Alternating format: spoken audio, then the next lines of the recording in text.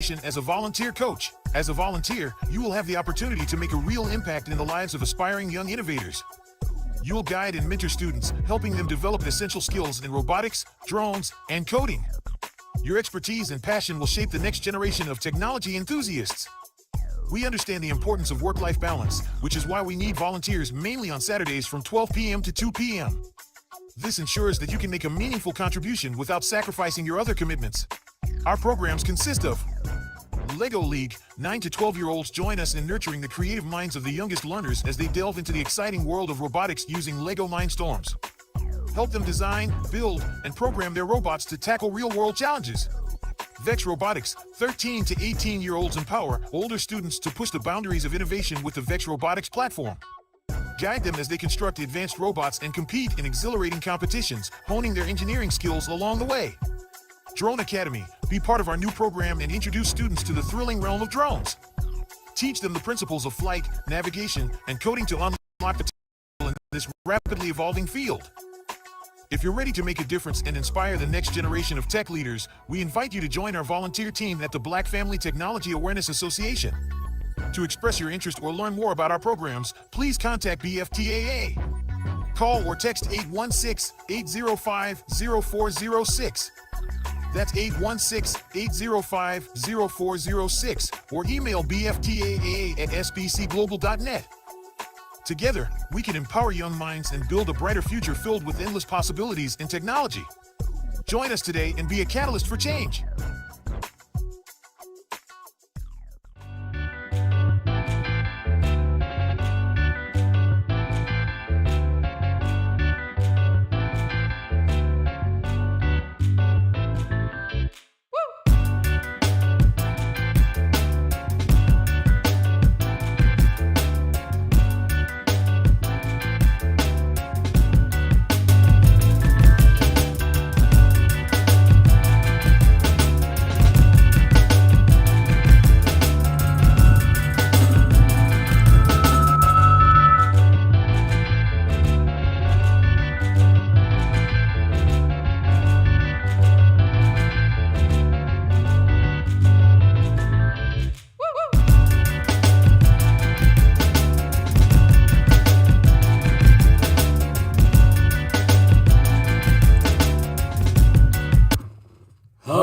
All right. How are you doing this evening, this afternoon?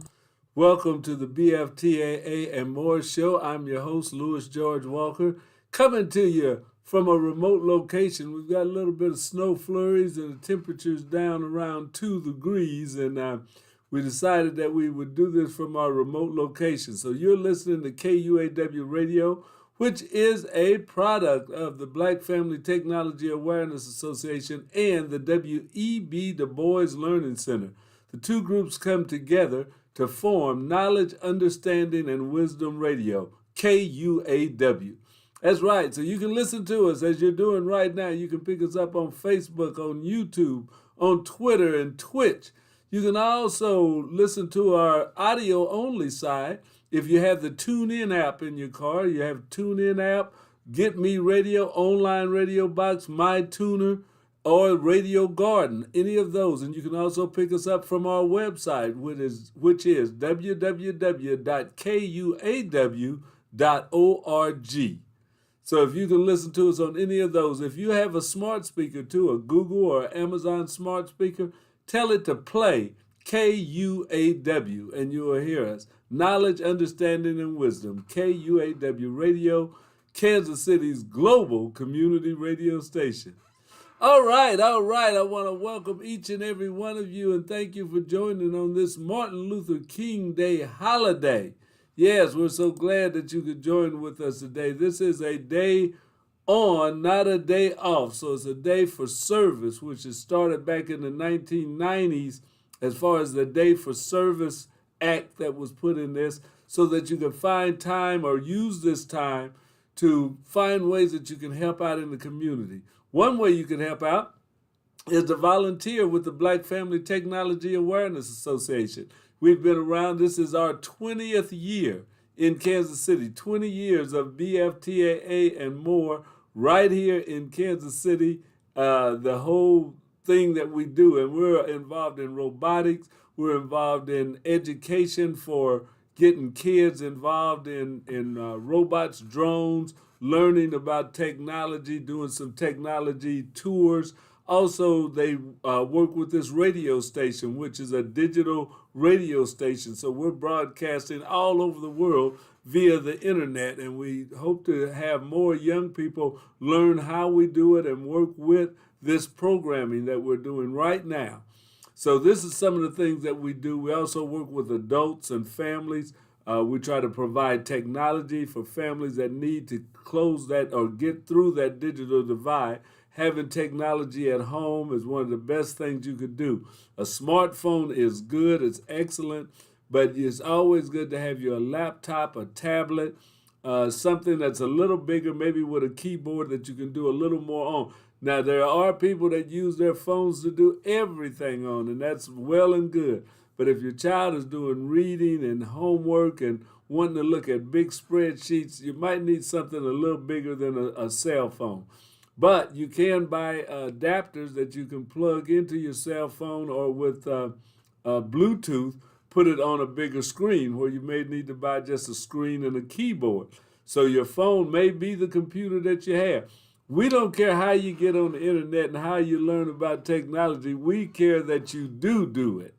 And that's the thing. And to encourage everyone in your household to become digitally literate. That's something that is very important for us to move forward for this country, for our communities, for our households, for everyone to move. We need to be involved in this technology revolution that's going on right now. We're moving from just doing the internet and just doing Web 2.0 to a thing of AI and a lot of artificial intelligence, computer learning. Not something that I'm particularly scared of. I don't think you should be scared of it either. I think it's something that you can use. It is a tool that is being made available, and you might want to learn how to play with it a little bit. So that's some of the things that we'll be talking about, not just today, but as we go through this year of 2024, is some of the new technologies that are out, learning the technologies, and then things that are going on in the community.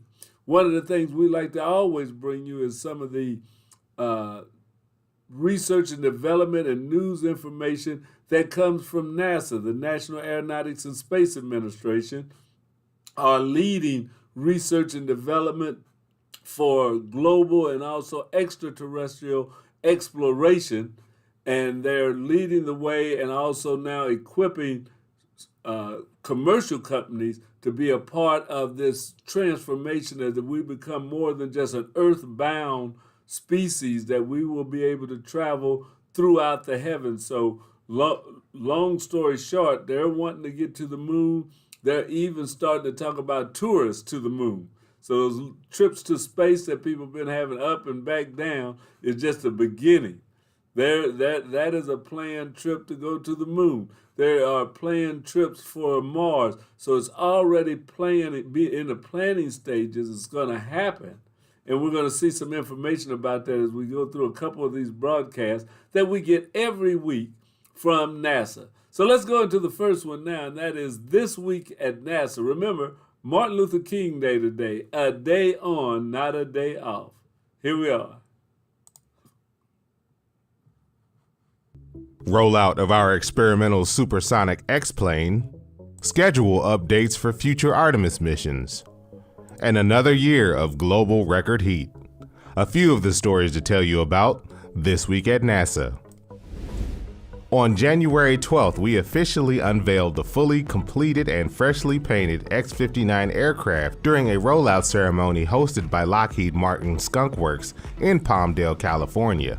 The X-59 is a one-of-a-kind experimental aircraft that, as part of our Quest mission, will demonstrate the ability to fly supersonic while generating a gentle sonic thump rather than the typical loud sonic boom. For more information about Quest, visit nasa.gov/quest. NASA has adjusted the schedules for our Artemis II and Artemis III missions. Artemis II, the first crewed Artemis mission around the moon, is now targeted for September 2025. Artemis 3, which is planned to land the first astronauts near the lunar South Pole, is now being targeted for September 2026. The schedule adjustments were made to allow teams to work through challenges associated with first-time developments, operations, and integration. According to an analysis by NASA, Earth's average surface temperature in 2023 was the warmest on record. Global temperatures last year were around 2.1 degrees Fahrenheit above the average for NASA's baseline period of 1951 through 1980. Independent analyses by NOAA and the United Kingdom's Hadley Center concluded the global surface temperatures for 2023 were the highest since modern record keeping began. For more about NASA's Earth science efforts, visit .gov/Earth. Astronomers using our James Webb Space Telescope have discovered a new, previously unseen structure in the Beta Pictoris system about 63 light-years from Earth. The structure is a branch of dust shaped like a cat's tail. It extends from the system's secondary debris disk that has been produced by collisions between asteroids, comets, and planetesimals.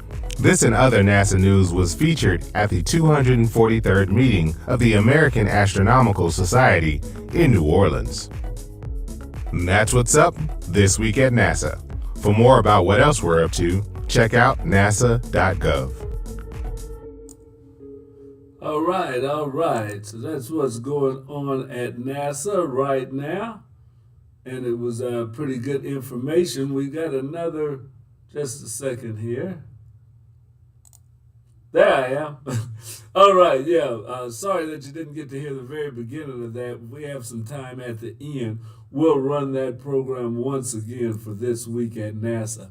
But we have a new edition right now. Is a little bit of news that we want to bring you. So right now, if you would just listen up, we're going to have the Urban Network News coming to you. That's another new offering that KUAW Radio is bringing, and here we go. This is UNN Urban Network News. I'm Alexander Caden, and here's a few things happening in the news. At Florida A&M, the state's only public historically black university, some students now fear political restraints might get in the way of teaching parts of their history. A law signed last spring by Governor Ron DeSantis blocks public colleges from using taxpayer money on diversity programs. It also forbids instruction of theories that systematic racism, sexism, oppression, and privilege are inherent in the institutions of the United States and were created to maintain social, political, and economic inequities. Long plagued by rampant gun violence, Baltimore, Maryland recorded less than 300 homicides last year for the first time in nearly 10 years, ending a surge that began in 2015 following the death of Freddie Gray, which sparked civil unrest and prompted widespread calls for police reform. President Biden paid a visit to South Carolina as he struggles to build black voter support. Recent polls have found black voters are open to voting against Biden. The president warned that Republicans, led by Donald Trump, are running on a dangerous agenda that's the opposite of American principles. A 17-year-old student at Perry High School in Iowa opened fire in a cafeteria and killed an 11-year-old black child. 7 others, including the school's principal, 2 other staff members, and 4 students were wounded before the shooter died of a self-inflicted gunshot wound. Former Officer Harry Dunn with the U.S. Capitol Police Department, who's been called a hero for his actions stemming from the infamous Capitol riots, has announced his candidacy for Congress and vowed to help stop the same kind of domestic terrorist actions that happened on January 6th. Do you have a car sitting around you want to get rid of? Then here's a great idea. Donate your car and help veterans and their families. Yes, one fast call to the Veteran Car Donation Program and we'll come and remove your car for free. The proceeds raised goes to help active military, veterans, and their families. And you get a tax deduction. Call the Veteran Donation Program now. Here's the number. 800-880-5013. That's 800-880-5013. You've been listening to UNN. For more national news and information for and about people of color, visit our website at myunn.net.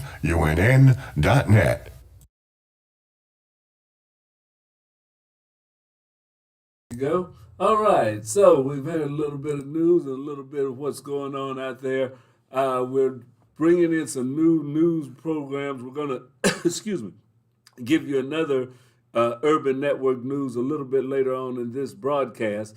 But we like to bring you some new things, and we're always looking for new ways that we can give you information of things that are of interest to our community and to the world. So the Urban Network News is now part of KUAW Radio, and we'll be broadcasting them for the foreseeable future. We're kind of glad to be growing and going and getting more news, more information out to you. We'd also like to get a report at least once a week of news going on in the city.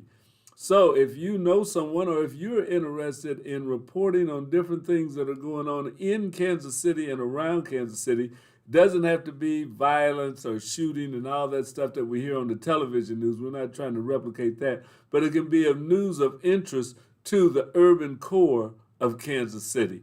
So if you'd like to be the Kansas City reporter, give me a call, 816-805-0406. We'd love to have a news reporter that gets news and maybe gives us a weekly update of things that went on in and around Kansas City. So you can call me, George Walker,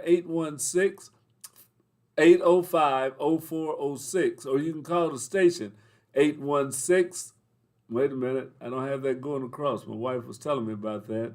I'll have to get the number up there across the screen. Let's see if we can get that so that you'll know how to get in touch with us.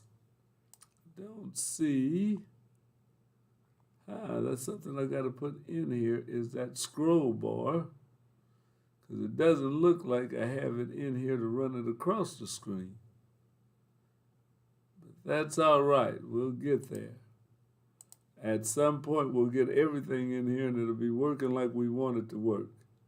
So just be sure and get in touch with us. We'd appreciate it. We're going to go back now to NASA. We have one more bit from them that's about what's going on space to ground, generally talking about things going on in the International Space Station that is in low Earth orbit right now as we speak around the Earth. It's been up there. I think they said, one year we said, I think it's at 20 years, 25 years that it's been orbiting already, and that thing is growing bigger, and they're adding more and more to it all the time. So let's go see what's going on with space to ground.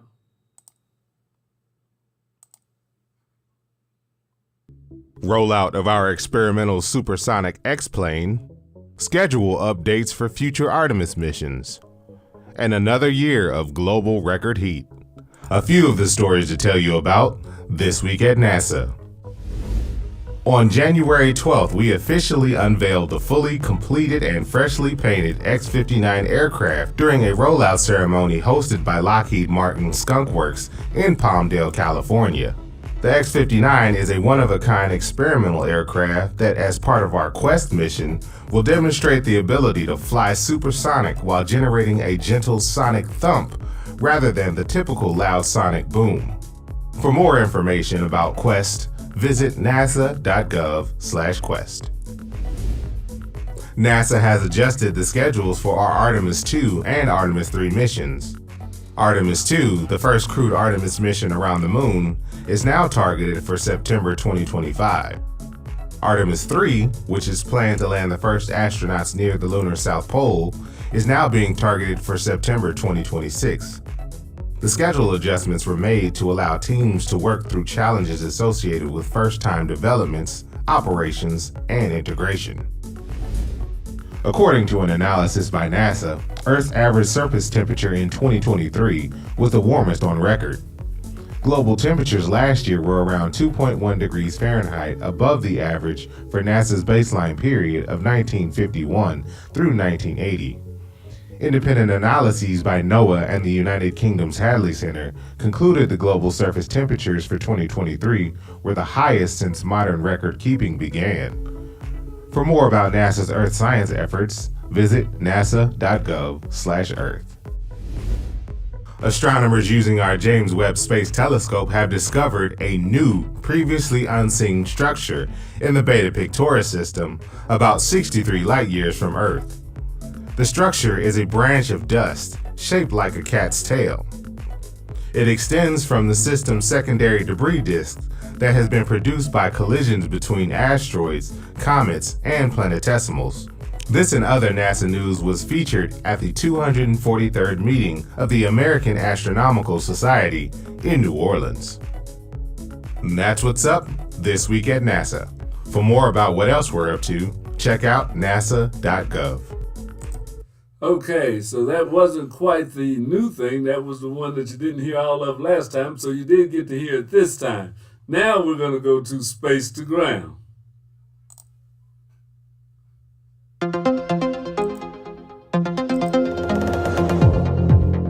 Welcome to Space to Ground, and welcome to our first episode of 2024.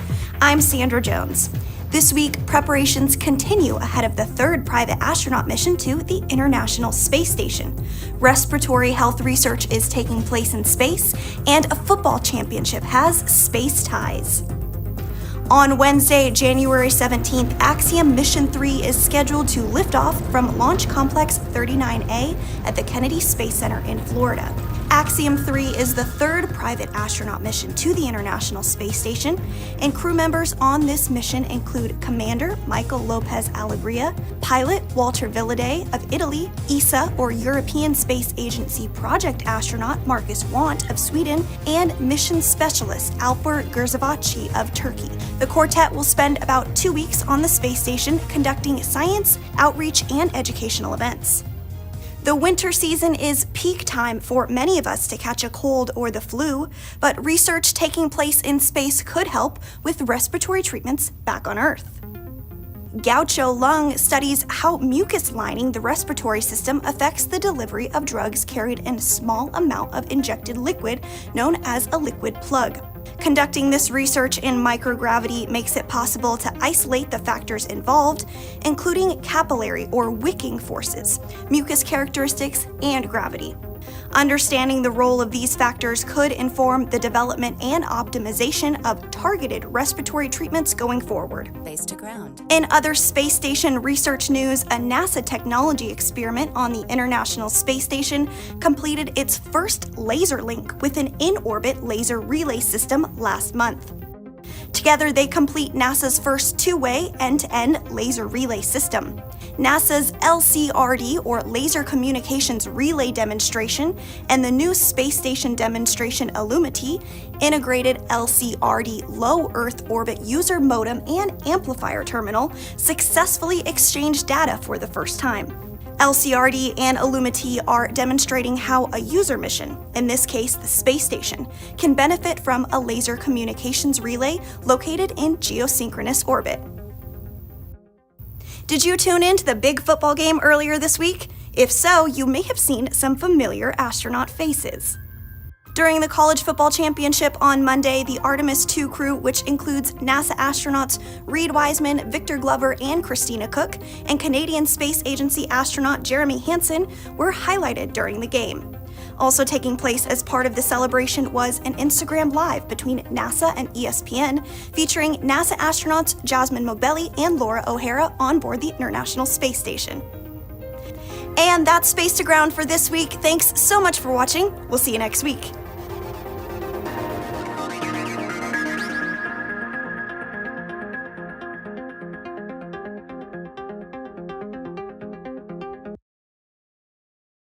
That's our friends at NASA bringing you a little bit more of that Space to Ground. We're glad that they were able to bring that to you. Yeah, we had to show you a couple of things before you got to it, and you got to it. But we want to remember, with all the technology, with all the things that we're doing today, a lot of that would not be taking place if not for the efforts of many valiant people to bring education and equality and just a better life all around this country. And we recognize today Martin Luther King. Now, he was not the sole person or the only one that has been working in the field of civil rights and equality for all people, but he was a large figure of the 20th century and as a galvanizing point for a lot of the people that are working today, that we use Dr. Martin Luther King as that pivotal moment when a lot of the laws got changed, when a lot of the ideas in people's heads got changed about equality, because people had been pretty complacent about what was going on in the South, in the North, all over. As far as it comes to discrimination, it was just kind of baked in that even here in Kansas City, that there were certain jobs that weren't open to black people in a lot of your companies, in the city, and in government, and all of that. So without economics, you cannot advance or get a standard of living that allows you to do better things. So the economic input was needed, and also the educational doors had to be open. And Dr. Martin Luther King was a big help in getting a lot of that done. He didn't do it alone, but he was one of the key figures in it. So we're celebrating Martin Luther King's Day. And with that, we want to now let you hear a little bit of one of the speeches that everyone listens to at this time. We're going to look up some more of his speeches, because he had a lot more, and he talked about some things that got him in trouble with the government. They had gotten pretty okay with him talking about civil rights for African Americans and that, but when he started venturing into other fields, then people felt like, oh, wait a minute, now this isn't where you should be. But civil rights and equality goes all over the place. It's not just for African Americans.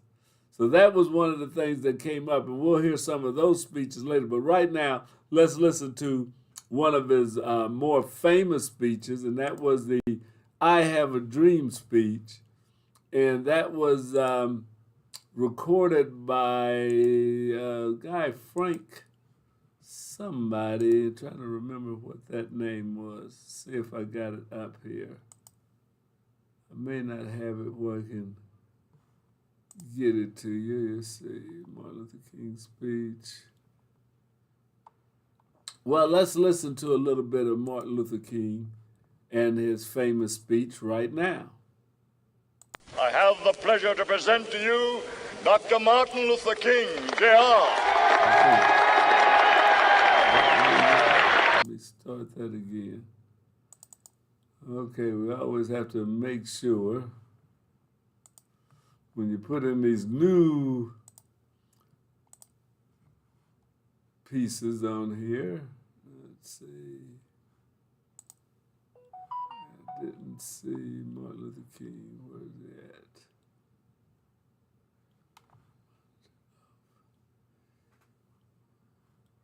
Okay, let me try this again, see if I can. I have the pleasure to present to you Dr. Martin Luther King, Jr.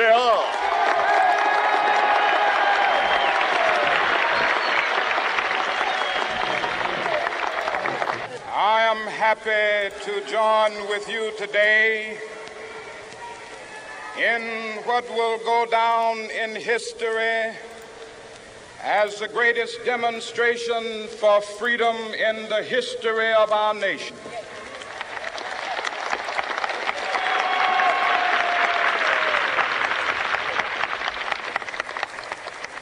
Five score years ago, a great American in whose symbolic shadow we stand today He was at the signed Lincoln Memorial. the Emancipation Proclamation. This momentous decree came as a great beacon light of hope to millions of Negro slaves who had been seared in the flames of withering injustice. It came as a joyous daybreak to end the long night of their captivity. But 100 years later, the Negro still is not free. 100 years later, the life of the Negro is still sadly crippled by the manacles of segregation and the chains of discrimination.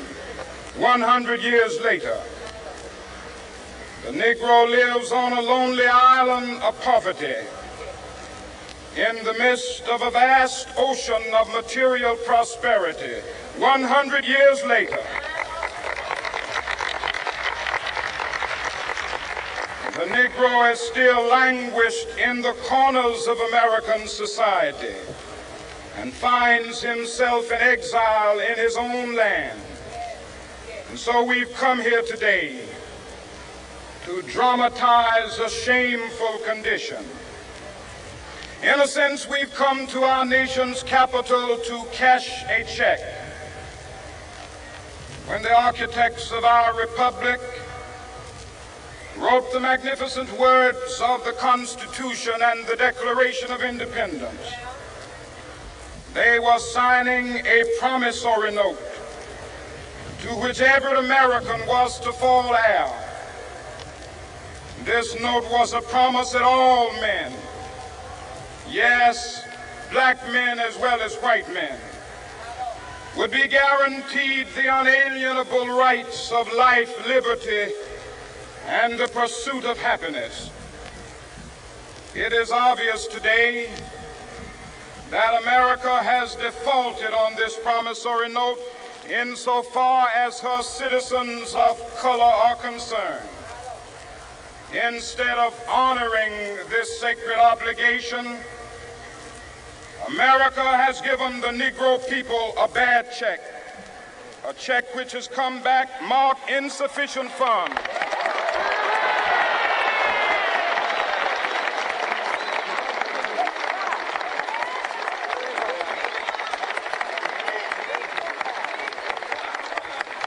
But we refuse to believe that the Bank of Justice is bankrupt. We refuse to believe that there are insufficient funds in the great vaults of opportunity of this nation. And so we've come to cash this check, a check that will give us upon demand the riches of freedom and the security of justice.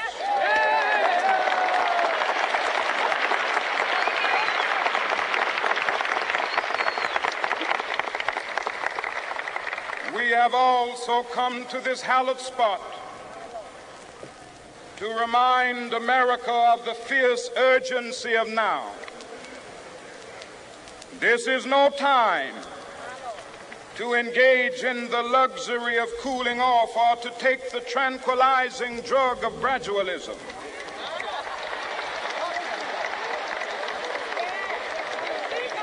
Now is the time to make real the promises of democracy. Now is the time to rise from the dark and desolate valley of segregation to the sunlit path of racial justice. Now is the time to lift our nation from the quicksands of racial injustice to the solid rock of brotherhood. Now is the time to make justice a reality for all of God's children. It would be fatal for the nation to overlook the urgency of the moment. This sweltering summer of the Negro's legitimate discontent will not pass until that is an invigorating autumn of freedom and equality.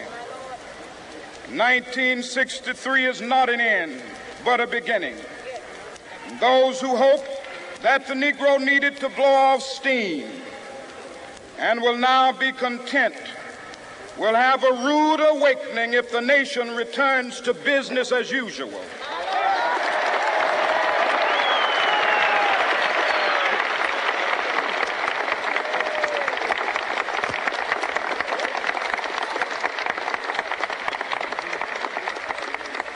There will be neither rest nor tranquility in America until the Negro is granted his citizenship rights.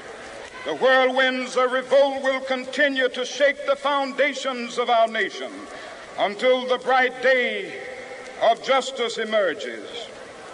But that is something that I must say to my people who stand on the warm threshold which leads into the palace of justice. In the process of gaining our rightful place, We must not be guilty of wrongful deeds.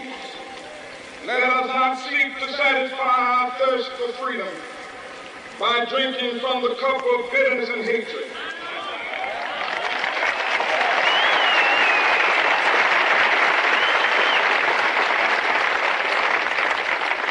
We must fail to conduct our struggle on the high plane of dignity and discipline.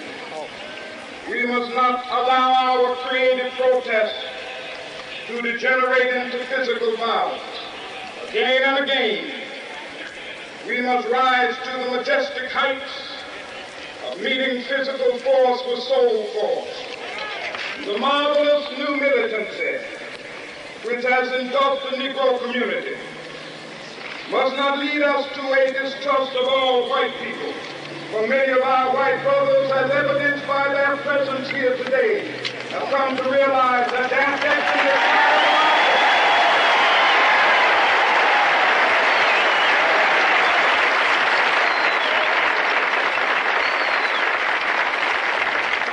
They have come to realize that their freedom is inextricably bound to our freedom. We cannot walk alone. As we walk, we must make the pledge that we shall always march ahead. We cannot turn back. There are those who are asking the devotees of civil rights, when will you be satisfied? We can never be satisfied as long as the Negro is the victim of the unspeakable horrors of police brutality. We can never be satisfied. See, that's something that's as not long new. as our body is heavy with the fatigue of travel.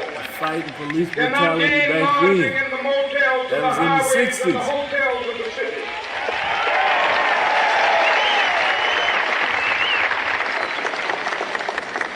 We cannot be satisfied as long as a Negro in Mississippi cannot vote and a Negro in New York believes he has nothing for which to vote.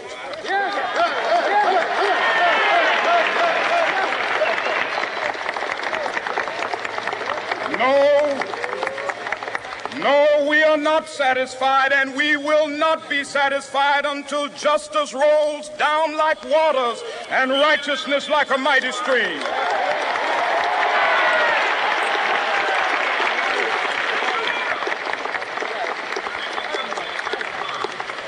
I am not unmindful that some of you have come here out of great trials and tribulations. Some of you have come fresh from narrow jail cells.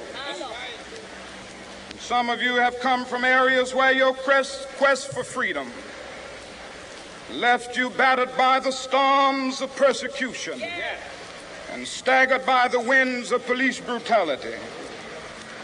You have been the veterans of creative suffering. Continue to work with the faith that unearned suffering is redemptive. Go back to Mississippi. Go back to Alabama. Go back to South Carolina. Go back to Georgia. Go back to Louisiana. Go back to the slums and ghettos of our northern cities, knowing that somehow this situation can and will be changed. Let us not wallow in the valley of despair. I say to you today, my friends,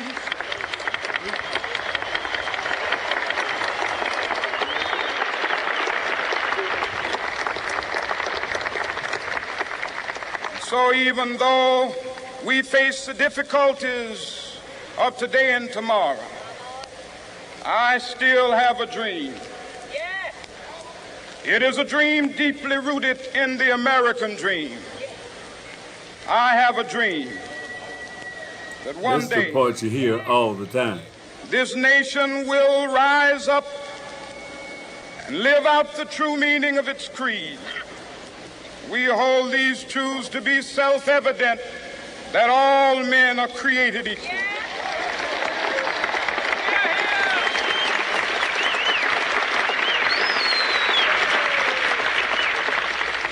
I have a dream that one day on the red hills of Georgia, the sons of former slaves and the sons of former slave owners will be able to sit down together at the table of brotherhood. I have a dream that one day, even the state of Mississippi, a state sweltering with the heat of injustice, sweltering with the heat of oppression, will be transformed into an oasis of freedom and justice. I have a dream that my 4 little children will one day live in a nation where they will not be judged by the color of their skin, but by the content of their character. I have a dream today.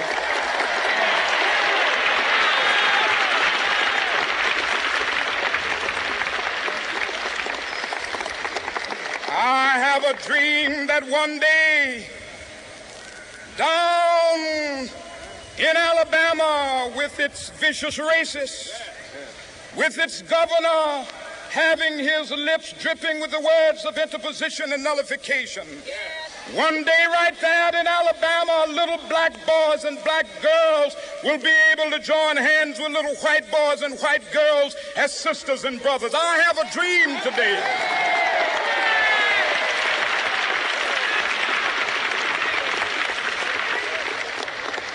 I have a dream that one day every valley shall be exalted, and every hill and mountain shall be made low. The rough places will be made plain, and the crooked places will be made straight.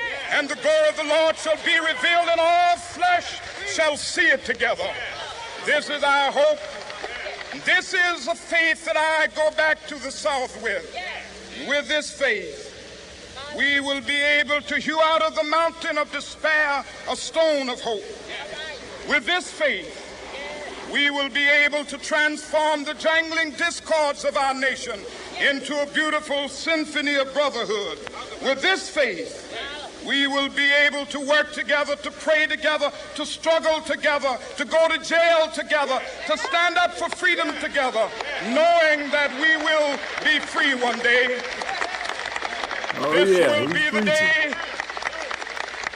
This will be the day when all of God's children will be able to sing with new meaning, my country, tears of thee. Sweet land of liberty, of thee I sing. Land where my fathers died, land of the pilgrim's pride.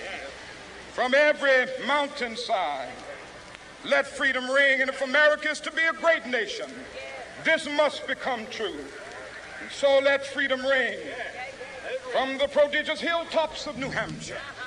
Let freedom ring from the mighty mountains of New York. Let freedom ring from the heightening Alleghenies of Pennsylvania.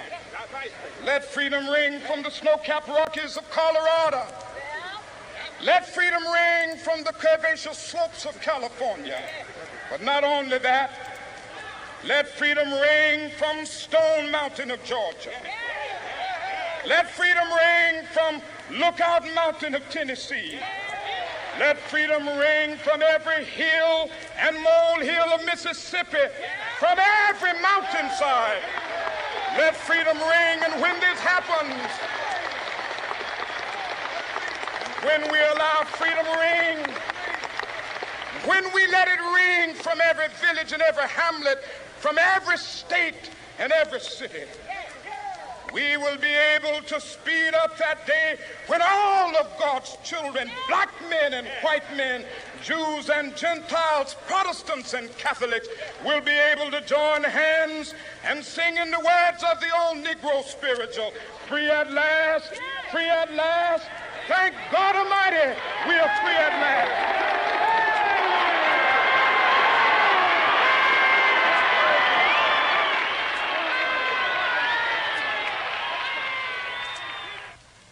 All right. So that was the speech, MLK's speech that was given at the Lincoln Memorial as part of it wasn't the Poor People's March, but it was a march that was actually started by the Pullman Porters Union, the first black union in the United States of America. And the Pullman Porters, A. Philip Randolph, and others had been fighting for equality and justice. And that's what this parade or this call to Washington, D.C. was all about at that time. There was some more marches that went on after that, but this was the march that, or the gathering, almost like the Million Men March. It may not have been quite as many, but where a lot of people came together. A lot of atrocities, a lot of police brutality was going on in the South. Not only in the South, though, we know now, a lot of times they didn't talk about it, but as much brutality was going on in Los Angeles, in Kansas City, Chicago, New York. It just wasn't as open with it as it was in the South. But the South, as we see even some today, after all this time and all the trying, that you still have in states in the United States that are resistant to equality. And that's, something that we've been fighting for years. But I want to thank you guys for listening today, for joining me. This is the BFTAA and More show on this Martin Luther King. This is a shirt I got when I was down at the King Center in Atlanta. And if you haven't been down there, you really ought to go and stuff. It's a really nice, they've got it set up real nice in that, not just the King Center, but the whole historic district where Martin Luther King's father's church was or is, and their home where he lived, and just a lot of that area in Atlanta is something to go and visit if you ever get a chance to get through Atlanta. Make a effort to go to the King Center. All right. Well, we thank you for today. That is all we have for today. It is snowy. It is cold outside.